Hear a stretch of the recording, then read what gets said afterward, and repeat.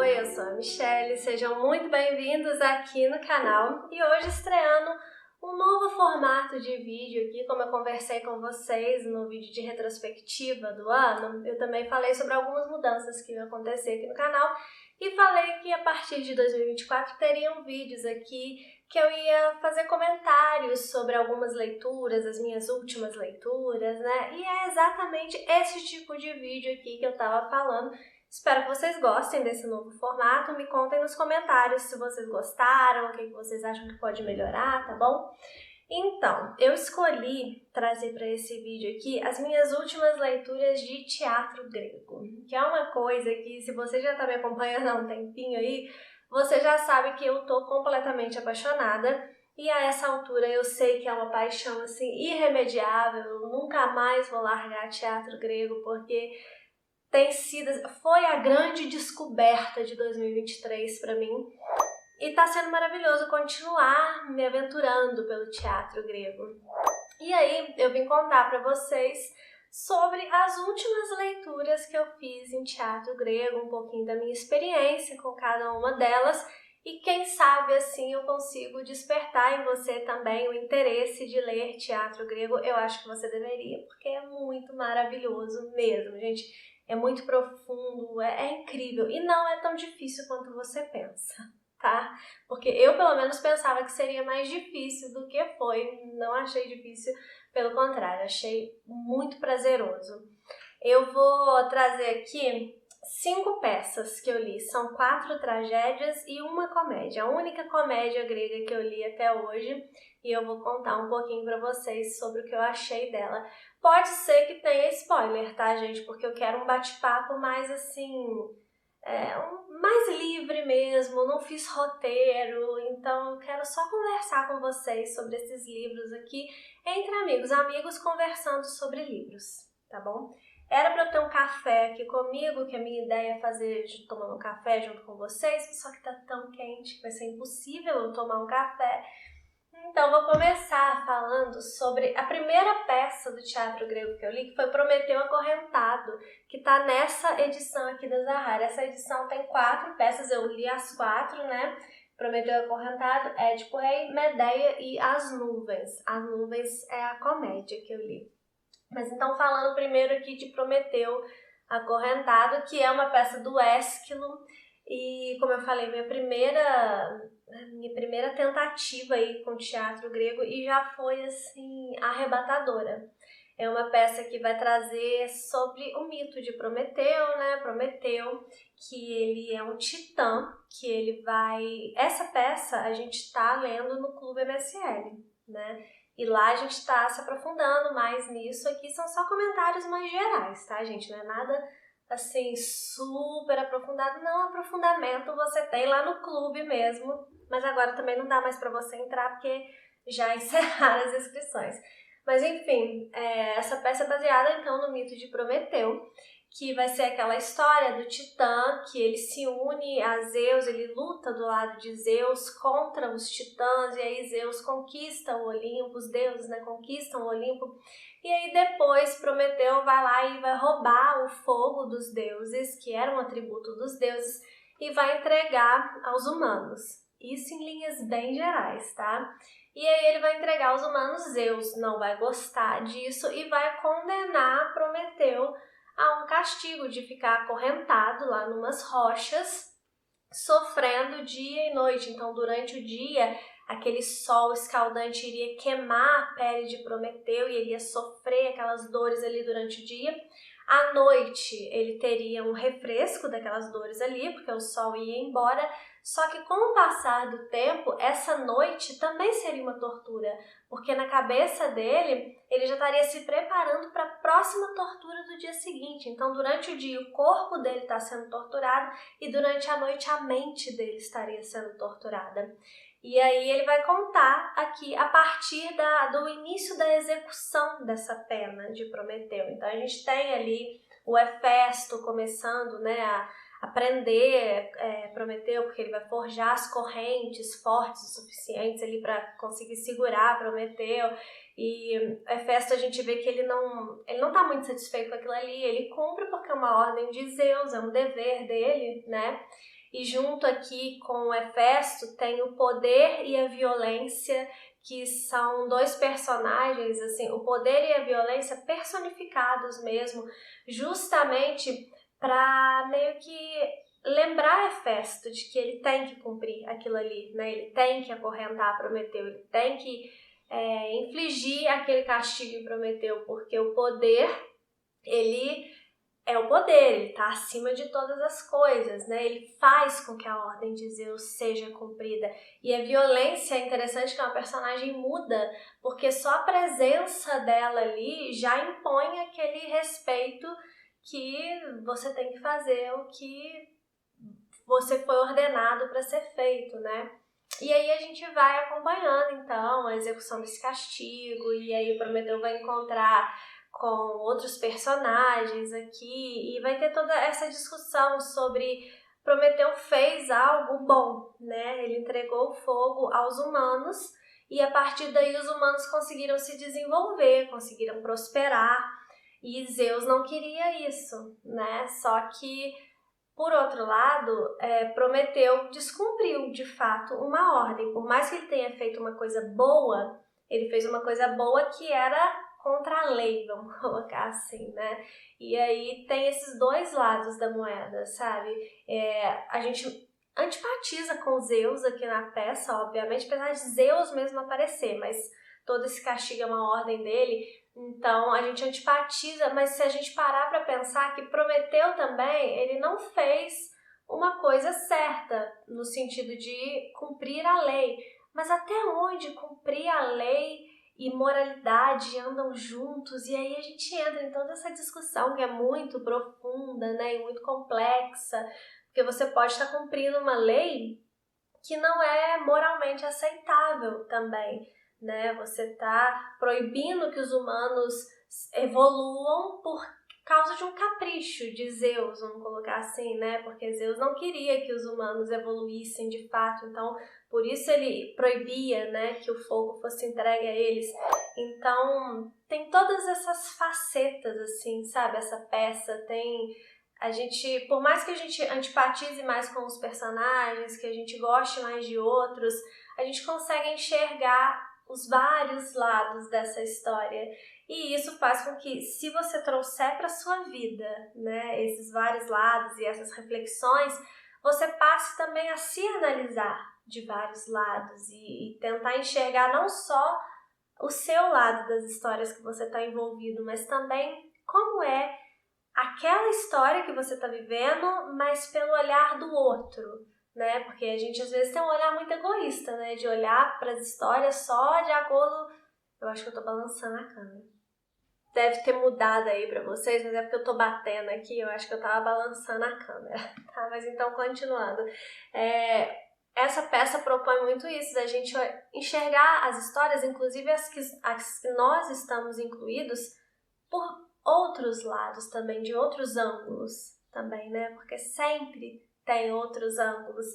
E também tem um pouco da questão de realmente essa questão de justiça, né? Do justo versus o moral, que às vezes é uma linha muito tênue que separa isso, né? Porque nem sempre o justo é moral, ou às vezes nem o justo, mas às vezes o legal e o moral, né? Porque legalmente falando era errado Prometeu entregar o fogo aos humanos, mas era moral, né? Ele entregar, moralmente falando, é aceitável que ele tenha entregue o fogo. Enfim, e também um pouco de destino a gente pode discutir nessa peça aqui, apesar de que eu acho que essa discussão de destino ela é mais para outra peça que eu li, que aí já entrando nela é aqui, Édipo Rei, que tem aqui também, né? Mas como eu tenho ela aqui, vou mostrar separada, que é aquela peça do mito baseada no mito de Édipo, né? Essa daqui é de Sófocles, que inclusive é o meu tragediógrafo preferido, pelo que eu já li até agora, e vai trazer a história de Édipo. Édipo é aquele cara que, quando ele nasce, os pais dele, que são Laio e Jocasta, eles têm ficam sabendo de uma profecia ali de que o filho deles ia matar o pai e se casar com a mãe. Então, para que eles não sofram, né, essa maldição aí, eles entregam o menino para ser morto. Só que o menino não é morto, né? Ele é criado num outro reino, num outro lugar, numa outra cidade. E aí depois, de alguma forma, o Édipo vai acabar vindo para Tebas, que é a cidade natal dele mesmo, sem saber de nada no caminho. Ele mata o rei de Tebas, que no caso é o pai biológico dele, mas ele não sabe de nada, ele nem sabe que aquele cara que ele matou ali é o rei.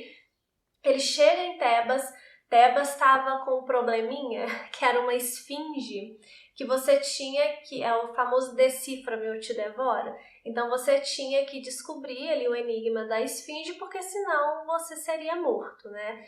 E para você entrar na cidade, você teria que descobrir esse enigma. E Édipo descobre, então ele vence a esfinge, ele livra Tebas dessa esfinge e por isso ele acaba se tornando rei de Tebas e casando com a rainha viúva, que é Jocasta, que é a mãe dele. E tudo isso sem ele saber de nada.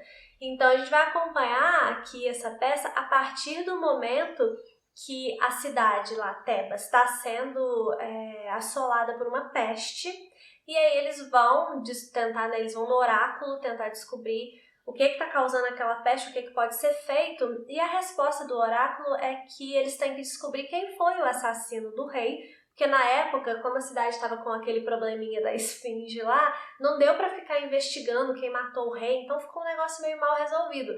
E aí agora eles precisam descobrir quem matou o rei para fazer justiça, né, a esse assassinato que aconteceu, e aí sim a cidade seria livre da peste. Então Édipo, que é o rei, ele vai começar uma investigação policial mesmo ali para descobrir quem afinal matou o rei, para no final acabar descobrindo que ele mesmo matou o rei e que mais, ele não só matou o rei, ele era filho do rei e estava casado com a própria mãe. Então ele, na verdade, eu pulei uma parte, né? Porque quando Édipo, ele é criado em Colono, né? Como filho lá dos reis de Colono, e aí ele vai sair da cidade porque ele, num determinado momento, vai ficar sabendo também de uma profecia de que ele mataria o pai e casaria com a mãe. Então, para isso não acontecer, porque ele acha que vai acontecer com os pais que criaram ele lá em Colono, ele foge da cidade, ele vai embora, justamente para isso não acontecer. Mas é logo o ato dele fugir lá de Colono que faz ele ir para Tebas e cumprir a profecia no final das contas, sem ele saber o que estava acontecendo, né? E aí vai descobrir tudo isso ao longo dessa peça aqui. E assim, é magnífica, magnífica. Essa peça para mim é perfeita e fala muito sobre destino, né? Que é o que eu falei, que a gente pode discutir sobre destino em Prometeu, mas aqui principalmente. Só que aquela discussão assim, você acredita de fato que existe um destino e você está fadado a esse destino, independente de quais forem as suas escolhas? Ou você acha que não existe nada disso de destino, é tudo o acaso, depende exclusivamente do caminho que você escolher? Ou você acredita no meio termo, que é o que eu acredito, que existem várias possibilidades que já estão pré-determinadas para você, e qual dessas possibilidades vai ser a realidade, né, que você vai atingir, vai depender das suas escolhas. Então, determinadas escolhas me levam a determinadas possibilidades que já estão pré-estabelecidas para mim. Eu, pelo menos, acredito nisso, e para mim é o que essa peça mostra, porque as escolhas do Édipo acabam levando ele a esse final trágico aqui da peça. Mas ele poderia ter feito escolhas diferentes. E aí eu acredito, né, de acordo com o que eu acredito, com as minhas crenças, eu acredito que o fim seria diferente. Então, por exemplo, ele podia escolher não fugir de Corinto. E aí, o que aconteceria?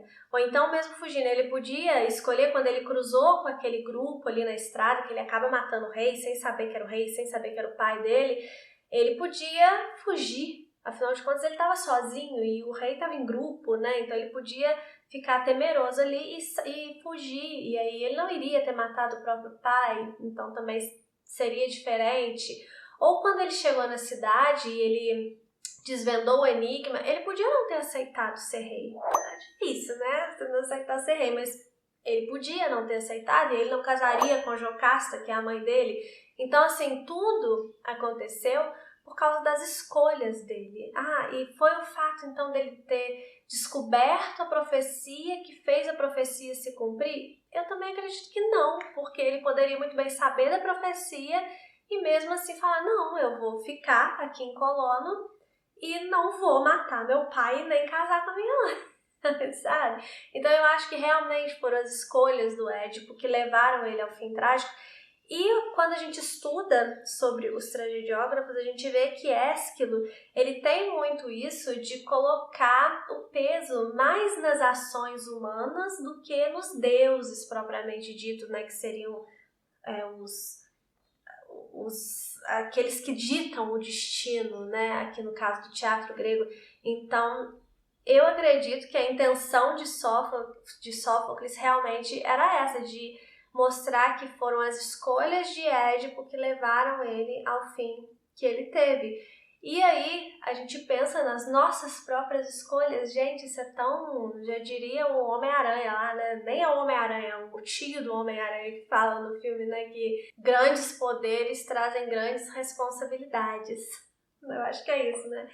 E é justamente porque esses nossos poderes da nossa vida, dos pequenos aos maiores, eles vão gerar consequências e a gente vai ter responsabilidade acerca dessas consequências. Então, eu acho que o nosso destino vai ser ditado de acordo com as nossas escolhas. Não sei se ficou claro, né? O que eu tô falando assim, mas do que vem na minha cabeça mesmo. E essa peça me fez pensar muita coisa, gente, muita coisa. Não só sobre isso, mas outras tantas coisas que a gente já tá discutindo lá no clube, mas é muito rico isso daqui, maravilhoso. Eu super indico que vocês leiam.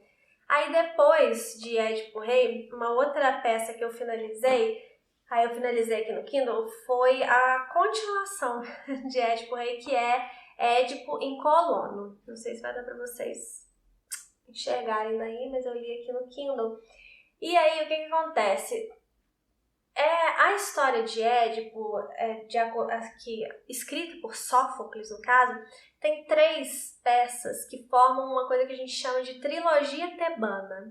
Elas foram escritas fora de ordem, né? Que são Édipo Rei, em ordem cronológica dos acontecimentos. Vem primeiro Édipo Rei, que é essa descoberta do Édipo e tal, e aqui Édipo em Colono, que já vai ser lidando com as consequências dessa descoberta, e depois tem Antígona, que vai ser depois ainda aqui de Édipo em Colono. Mas na vida real, o Sófocles escreveu Antígona primeiro, depois ele escreveu Édipo Rei e depois ele escreveu Édipo em Colono. Mas a trilogia tebana a gente entende que é melhor ler eu pelo menos recomendo que vocês leiam nessa ordem cronológica. Se você já leu uma das peças, aí não vai ter problema também ler fora de ordem não. Mas se você ainda não leu nenhuma, eu recomendo que você leia nessa ordem. Édipo Rei, Édipo em Colono e depois a Antígona. Agora, na hora que eu tô gravando esse vídeo, eu tô lendo Antígona, então por isso que eu não vou comentar ele aqui ainda. No próximo vídeo a gente comenta sobre a Antígona. Mas aí, então, li Édipo em Colono, que vai justamente tratar das consequências do que a gente vê aqui em Édipo Rei. Porque no final da peça, eu avisei que ia ter spoiler, tá, gente? No final da peça, que o Édipo descobre, então, né, que ele é filho de Jocasta e que ele matou o próprio pai e tal, que ele teve filhos com a própria mãe, né, imagina. A Jocasta se mata, ela se enforca, e o Édipo, ele vai se cegar, ele pega os broches da Jocasta ali e vai furar os próprios olhos. E aí ele vai querer sair de Tebas ali, né, porque o castigo que ele daria para o assassino do rei seria o exílio. Então, ele é muito intempestivo, assim, sabe, o Édipo. Aqui em Édipo Rei, aqui ele já tá diferente. Mas em Édipo Rei, o Édipo, ele é muito aquela pessoa que não pensa muito bem antes de fazer as coisas, sabe? Então, mas ele é justo. Então, o castigo que ele daria para qualquer outra pessoa que tivesse assassinado o rei, ele dá para ele próprio. Ele se cega porque ele não conseguiu enxergar a verdade na frente dele. Então, ele pensa, para que olhos, né? Se eu não consigo enxergar a verdade na minha frente. Mas ele quer ir para o exílio porque seria o castigo que ele daria para o assassino do rei. E aí, só que ele ainda não consegue ir embora no momento, porque Creonte, que é o cunhado barra tio dele, que vai ficar ali como regente em Tebas, ele não vai deixar ele ir, porque ele vai querer consultar o oráculo primeiro, enfim, né? Então quando a gente começa aqui Édipo em Colono, aí a gente já vai ver o Édipo já mais velho, né? Um pouco mais velho, e ele tendo sido exilado já de Tebas, que é essa cidade que tudo acontece, né? Que é a cidade dele mesmo. E aí ele tá com a filha dele, a Antígona. Ele tem 2 filhas e 2 filhos. A Antígona e a outra, esqueci o nome, Ismênia, eu acho. Acho que é Ismênia. E aí, só que ele tá com a Antígona, e a Antígona, ela é meio que serve como os olhos do Édipo, porque ele tá cego, né? Então ela vai com ele nesse exílio, e aqui a gente vai ver ele chegando num outro lugar que se chama Colono, né? Que inclusive era o lugar onde Sófocles nasceu, e aí ele vai ter toda uma treta aqui, porque existe uma outra profecia de que aonde Édipo morrer, aquele lugar vai ser protegido, né, onde ele foi enterrado, aquele lugar vai ser protegido. Então, Creonte, que é o regente de Tebas, vai atrás do Édipo quando ele fica sabendo disso, para buscar o Édipo de volta, mas porque ele tem planos mirabolantes. Aqui em Édipo Rei, o Creonte, ele realmente ainda não tem esses planos de querer ficar no poder e tal. Aqui ele já tem esses planos de querer exterminar os filhos de Édipo também, para depois ele ficar no poder, e ele quer que o Édipo morra em Tebas e fique lá o corpo dele justamente para Tebas ficar protegida, né? Porque existe essa profecia. Só que Édipo então vai para essa outra cidade, e aí ele vai acabar essa outra cidade, né, perto ali de Atenas. Então quem manda ali, pelo que eu entendi aqui na peça, é Teseu lá do Minotauro, que inclusive vai ter uma ligação aqui com Medeia, que é o próximo livro que eu vou falar, a próxima peça que eu vou falar com vocês. Mas aí Teseu acaba querendo que Édipo fique com ele, lógico, né, que por causa da proteção e tal, mas porque Teseu ele tá mais bem intencionado de fato ali, ele quer que fique ali mesmo por outros motivos X, né, que eu vou dar spoiler, mas também deixa vocês descobrirem algumas coisas sozinhos, né? E aí a gente vai ter o mais interessante dessa peça, ela é mais lenta do que Édipo Rei. Eu gostei mais de Édipo Rei, mas gostei muito dessa daqui também. E o mais interessante é essa questão, pra mim, da nossa utilidade ou da nossa inutilidade, sabe? Não sei se vocês já leram aí, quem já leu A Metamorfose, do Kafka, que trata bem disso, de quando a gente tem utilidade para as pessoas, nós somos muito benquistos, né? Mas e quando a gente não tem utilidade? E mais quando a gente se torna um peso, né? Aí ninguém quer carregar esse peso. E isso mostra como que nós somos, às vezes, descartáveis, né? Dependendo do nosso círculo, de quem... das pessoas que a gente coloca na nossa vida, às vezes a gente pode... Deixa eu organizar meu raciocínio. Eu fiquei pensando assim, lendo essa peça. A gente escolhe as pessoas que a gente quer na nossa vida, certo? É lógico que a gente não escolhe a família que a gente vai nascer e tal, mas a gente escolhe quem a gente quer que permaneça de fato ao nosso lado. Tanto da nossa família, que eu acho que a gente deve sim se esforçar ao máximo para ter uma boa convivência e para ter uma família unida e tal. Às vezes é impossível, né? Não sejamos também inocentes. E no final das contas a gente que escolhe quem que vai permanecer de fato na nossa vida. E essa escolha é muito importante, porque de acordo com essa escolha, se a gente escolhe pessoas que só nos querem perto delas porque elas têm algum benefício com a nossa presença, seja esse benefício qual for, quando a gente realmente estiver precisando dessas pessoas, será que elas vão nos acolher ou elas vão nos descartar? E a gente vê isso aqui em Édipo em Colono, né? O Édipo ele vai ser descartado num determinado momento, que ele não tem serventia, ele é um amaldiçoado, né? E quando descobre que ele pode ser um símbolo ali de proteção, aí todo mundo quer o Édipo, inclusive os filhos ou um dos filhos, né, que descartou e depois vai atrás querendo o pai de volta, né? E aí também fica aquela, será que ele quer o pai de volta porque ele tá realmente arrependido? Será que ele quer o pai de volta porque só por causa da profecia, para ser protegido, para ganhar do irmão? Porque os filhos do Édipo aqui também nessa peça, eles vão começar a briguinha deles, que a gente vai ver em Sete contra Tebas, que inclusive é uma peça que eu tenho aqui, que eu ganhei de presente de uma seguidora muito querida, e que eu tenho aqui, que eu vou ler logo depois que eu encerrar Antígona, eu vou ler Sete contra Tebas. Então, os filhos do Édipo, os dois homens, eles vão brigar por Tebas e, enfim, um deles vai atrás do Édipo aqui nessa história, mas será que é porque ele está arrependido, porque ele quer a proteção, porque ele quer ganhar lá a guerra, né? E se ele tiver com o Édipo junto dele, né, ele tem a vitória garantida por causa dessa profecia e tal, que é tida meio que como um arrependimento dos deuses, não arrependimento, mas que como um reconhecimento de que Édipo sofreu tudo que sofreu, mas ele não era tão culpado daquilo porque, no final das contas, ele não sabia o que ele estava fazendo, ele não sabia que ele tinha matado o pai, ele não sabia que ele tinha casado com a mãe, ele fez tudo isso sem saber. Então é como se na morte o Édipo fosse recompensado. Né? O que ele foi amaldiçoado em vida, ele vai ser abençoado na morte. Então as pessoas querem ele por um motivo.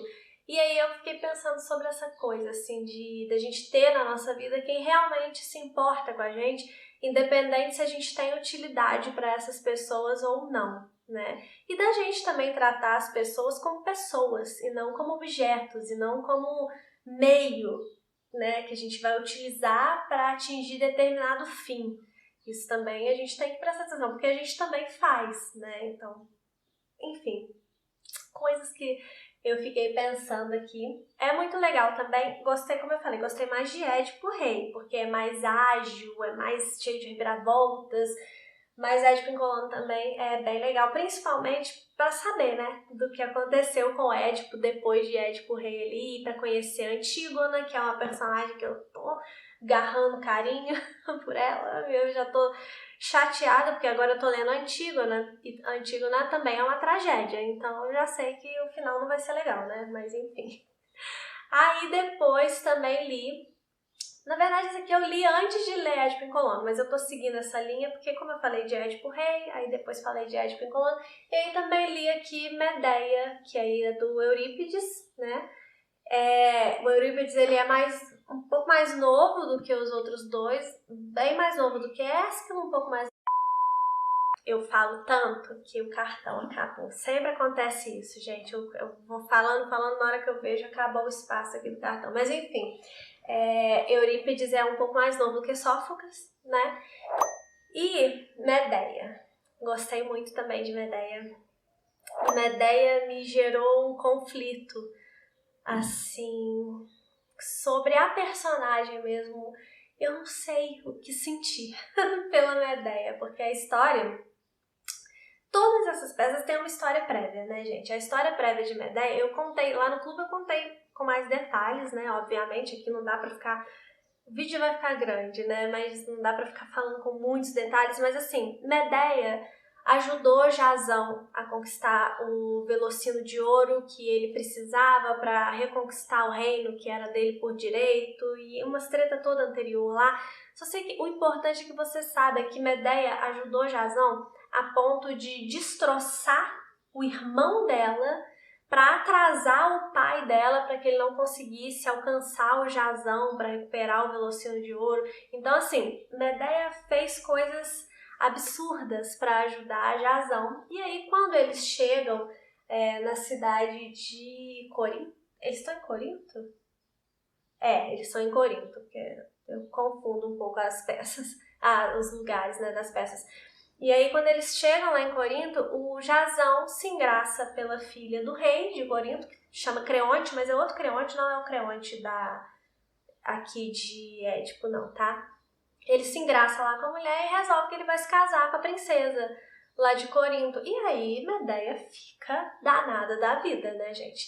A essa altura, eles já têm filhos, Jasão e Medeia.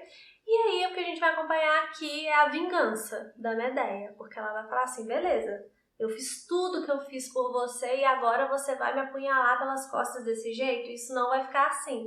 E ela vai começar a tramar uma vingança e colocar essa vingança em prática aqui. A Medeia, eu falei, né, que ela me deixa com conflito, assim, porque assim, tudo bem, né, Jasão tá errado, isso é óbvio, inclusive o meu grande ranço até agora das tragédias gregas é o Jasão. Eu sempre tenho que ter um ranço, né, gente? E o meu atual ranço da tragédia grega é o Jasão. Ele é horrível, escrotíssimo, enfim. Eu acho que assim, né, o cara foi babaca com você, você não vai, assim, né, fazer o que Medeia fez aqui. O que Medeia vai fazer? Medeia vai mandar presentes envenenados para essa princesa que iria se casar com Jasão, então vai morrer a princesa de uma forma horrível, vai morrer o rei também, que também vai acabar sendo envenenado ali, e ela vai matar os próprios filhos que ela tem com Jasão. Primeiro porque ela já tinha programado de matar os meninos, aí na hora de matar ela meio que pensa bem, será que eu devia mesmo matar? Acredite, ela ama os filhos de alguma forma, tá, gente? Mas aí ela pensa assim, não, agora eu vou ter que matar mesmo, porque agora meu plano já coloquei em prática. Se eu levar essas crianças embora comigo, porque ela tem um plano de fuga também, e ela pensa, se eu levar essas crianças embora comigo, elas vão ser amaldiçoadas junto comigo, então eu não posso levar. Eu também não posso deixar eles aqui, porque o povo aqui da cidade vai matar eles, né? Tanto porque ela mandou as crianças levarem o presente para a princesa, então, né, eles foram os portadores da morte ali para a princesa, então ela não pode deixar os filhos ali. E ela fala assim, não, então já que eles vão morrer aqui mesmo e eu não posso levar eles comigo, eles vão morrer pelas minhas mãos mesmo, eu vou fazer tudo de acordo com o que eu planejei. E também tem uma coisinha assim dela não querer que o Jasão tenha descendentes, né? Então ela acaba matando os próprios filhos. Então assim, por mais que o Jasão seja um babaca, não justifica tudo isso que ela faz, né? Mas tem uma história prévia que não é contada aqui, mas que quando a gente vai procurar saber, né, a gente descobre que Medeia se apaixonou por Jasão por causa de uma flecha de Eros, disparada por Eros. Então, é como se fosse a flecha do Cupido. Então, de certa forma, tá uma ventania aqui porque vai chover, tá, gente? Não sei se vocês estão ouvindo aí. Mas, enfim, de certa forma, a Medeia tá enfeitiçada.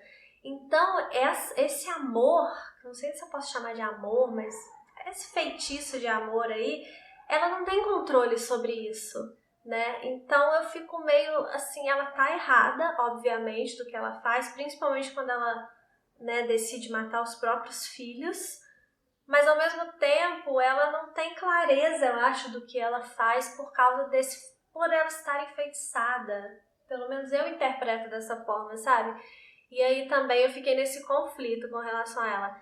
Tem umas críticas também, inclusive Aristóteles é um que criticou o final dessa peça, que ele criticou uma outra coisa também que eu vou falar, mas ele criticou o final dessa peça porque no final da peça a Medeia foge numa carruagem que é do seu avô, que é o Sol, e ela foge com os corpos ali dos seus filhos. Ela leva os filhos, né, embora, e ela foge. E às vezes você pode considerar que isso não é um final triste o suficiente para uma tragédia, né? Porque afinal de contas ela conseguiu fugir. Mas a Medeia, ela não é porque ela fugiu que ela termina bem. Ela matou os próprios filhos. Naquele momento ali, para mim, ela já tá completamente perdida de si mesma. Ela já é uma mulher amaldiçoada. Então não é um final feliz para ninguém, né? Não é um final feliz para quem morreu, não é um final feliz pro Jasão, não é um final feliz para Medeia, não é um final feliz para aquelas crianças, né? Então eu acho que pra mim é um final bem trágico, tá? Não achei ruim, não. O Aristóteles, ele critica o Deus ex machina, que é aquela solução milagrosa, né? Que ela foge num carro e vai embora, assim, é uma solução milagrosa, e ele critica isso. Não me incomoda também. E uma outra coisa que Aristóteles critica é porque a Medeia, ela pensa na vingança dela, né? só que ela precisa de um lugar para fugir e mais, de um lugar que ela tenha proteção. Porque se ela só fugir para outra cidade, ela podia fugir para qualquer outra cidade, fazer a atrocidade dela lá e fugir. Só que o pessoal de Corinto ia atrás dela e ia matá-la ou, né, sei lá, o que, fazer o que com ela. Então ela precisava de um lugar para fugir onde ela fosse protegida. E aí surge na história também, assim, magicamente, o rei de Atenas, eu acho, né? Que é lá eu esqueci o nome dele, mas é o pai lá do Perseu, do Teseu, na verdade. Que ele aparece aqui em Édipo em Colono, né? Então esse rei vai surgir ali em Colono, em Corinto, e ele vai oferecer essa ajuda para Medeia, né? A Medeia vai oferecer algo em troca para ele aqui, mas ela vai ter essa proteção, então aí ela pode executar de fato a vingança dela, porque ela vai ter essa proteção. E Aristóteles critica o fato desse rei ter surgido ali só para dar essa proteção para Medeia e depois ter ido embora e não ter mais nenhuma importância para a história, para o enredo. Mas eu também não me incomodo com isso não, gente. Eu achei muito interessante essa peça aqui. A minha preferida foi Édipo Rei. Eu gostei mais do que de Medeia, mas também amei Medeia, gente. Tanto que entrou nas minhas melhores leituras do ano, né? Que eu li no final do ano passado, esse livro aqui.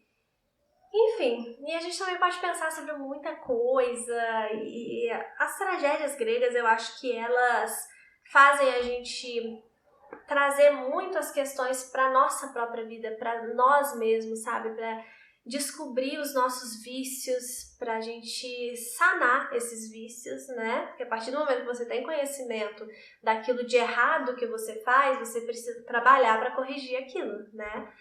E também para a gente descobrir as nossas virtudes, aquilo que a gente pode ainda melhorar ainda mais na gente, né? E eu acho que a tragédia grega, ela traz muito essa reflexão, muito para nós mesmos, sabe? Eu gosto disso. E aí, falando da comédia, né, que foi a única comédia que eu li até agora grega, eu li As Nuvens, então, que tá nesse livro aqui também, que é do Aristófanes.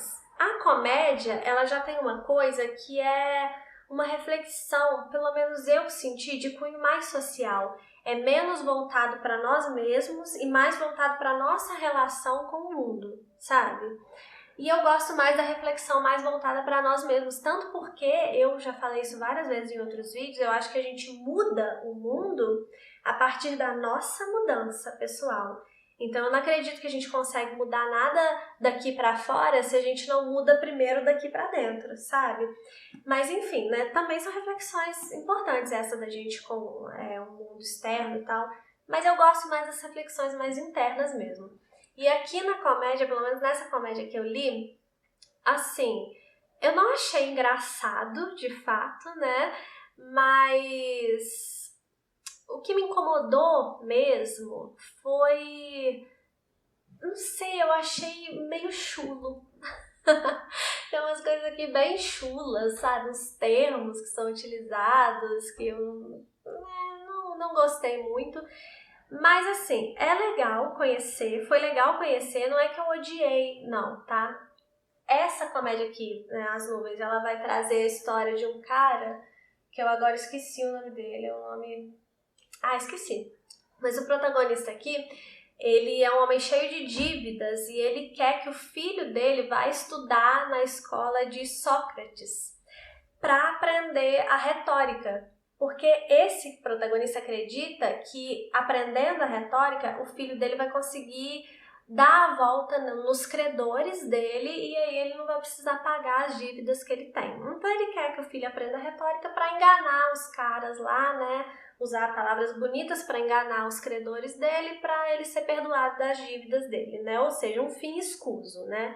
E aí ele vai, só que o filho dele não aceita ir lá para a escola de Sócrates, então ele próprio vai, então a gente vai ver ele interagindo com Sócrates ali, que é colocado de uma forma super irônica aqui na história, né? Ele é colocado até como um sofista, o que, pelo que eu não sei muito de Sócrates, assim, me interessei muito por saber mais agora, mas eu acho que Sócrates não era um sofista, né? Mas enfim, ele aqui é colocado como sofista e aí a gente vai vendo, né, o famosas palavras têm poder, né, que a gente pode usar as palavras tanto para o bem quanto também para o mal, isso fica muito claro aqui. Mas assim, no geral eu acho as tragédias mais prazerosas de serem lidas. Não foi uma história que me manteve tão presa quanto as tragédias, sabe? Talvez por esse cunho, isso é muito irônico, né? É interessante conhecer, como eu falei, mas eu acho que eu consegui tirar reflexões mais profundas e mais interessantes com as tragédias do que com a comédia. Pretendo ler outras comédias também para eu ver, né, se é um problema com as comédias ou se é um problema com essa peça só aqui.